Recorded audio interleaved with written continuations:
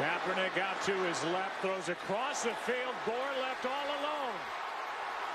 And Frank Gore still going for the touchdown. No flags.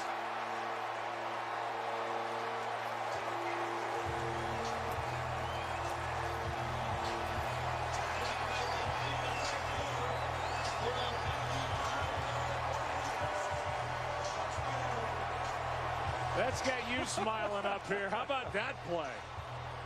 You don't see many better than that. That's Colin Kaepernick, as he can't find anybody open. Frank Gore initially is in the backfield. He just leaks out. He's helping in protection. He's thinking he's not even a part of the play, and Kaepernick, with nowhere to go, finally spots him. And to make that throw all the way across the field while running to your left, it shows you what kind of athlete Kaepernick is.